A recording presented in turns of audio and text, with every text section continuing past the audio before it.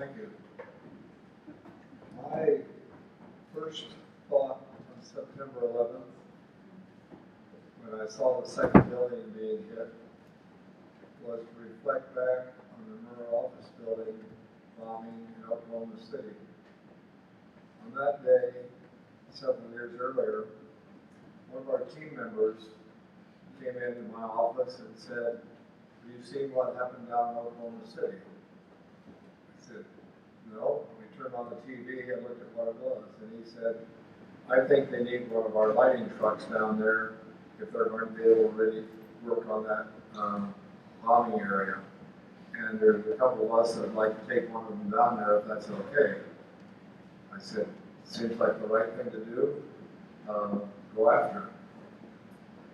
They left immediately and headed down to Oklahoma City. Got there that evening, but when they got there, they found out that people thought they were a TV truck or something like that, and they couldn't get close to the building.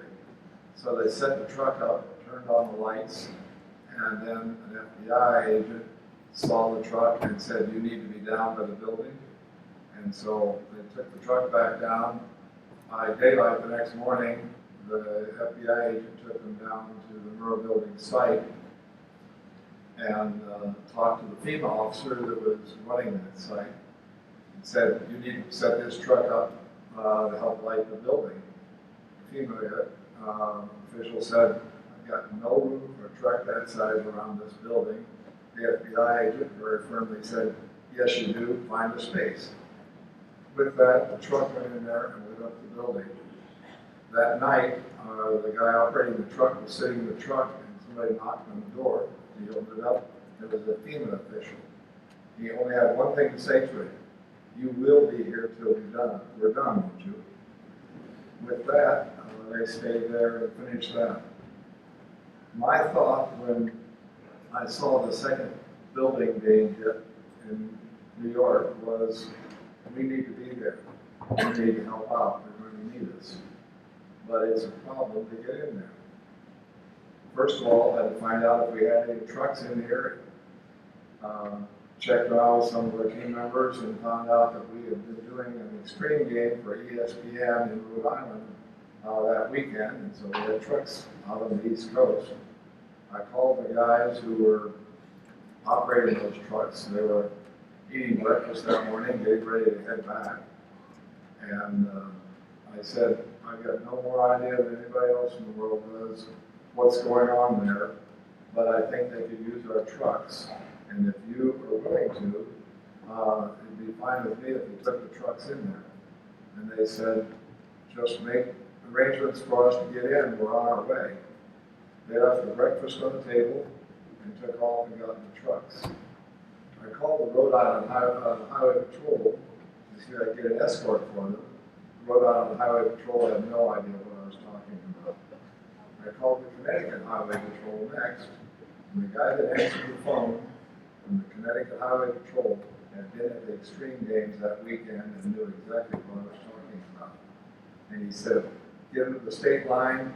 I'll coordinate a handoff to New York, and we'll get them in there." As I'm told, when they got to the state line, the only question the patrol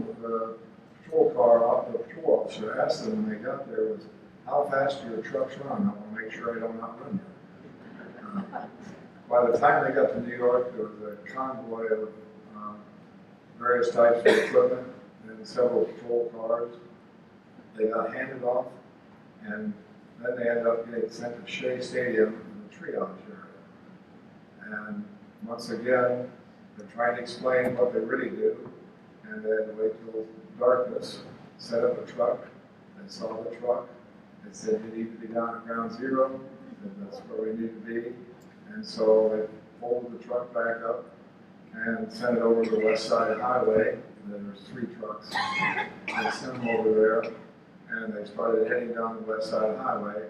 But once again, they got stopped and couldn't figure out how to get through all of the chaos going on the evening of the 11th. And the crew chief, Brent Jacks, got back in the truck to think about it a little bit more, and there was a knock on the door of the truck. It was a FEMA officer from Oklahoma City. He said, "Come with me, let's go find a route and we'll take you down there." With that, they got the truck down in there. Brent Jacks wrote a paragraph for us in the memorial we put together. Nothing could have prepared them for the zone of destruction. All I could see was smoke, said Brent. I couldn't see where I was going. 3 truck tires blew during the setup because of all the debris hidden under the dust. There was dust up to our knees. We had to have a caterpillar move some overturned cars and trucks to clear space for one of the trucks.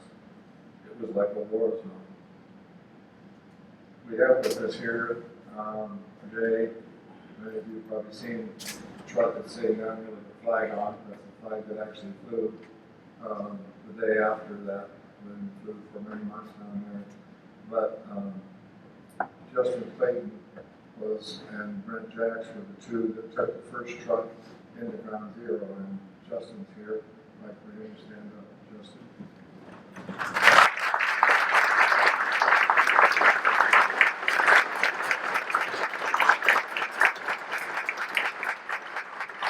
Obviously, I'm very proud to be on the team with him. He's here with his wife, Valerie, also. The next thing that I remember most vividly about that was that when airplanes finally were allowed to fly so we could go out to the East Coast, and yes, we did wait for permission before we flew. We first flew to the Pentagon, where we had 2 trucks operating for the search and rescue work at the Pentagon, as well as the trucks at Ground Zero. We were there for about 3 hours or so, making arrangements, talking about what needed to be done, and then we were going up to Ground Zero to do the same thing, work with everybody up there and try to coordinate things. And just as we were leaving the area around the Pentagon, they had it fenced in with the canvas covering the fence and so forth. As we were getting to the gate to leave, I said to Jeff Rogers, another team member who happens to be here also, I said to him, "Hang on just a moment." I said, "I want to turn around and take a look at this. We've been so busy, we really haven't digested what we're seeing here." And as we turned around and we're standing there looking at it, Jeff said something that I will never ever forget.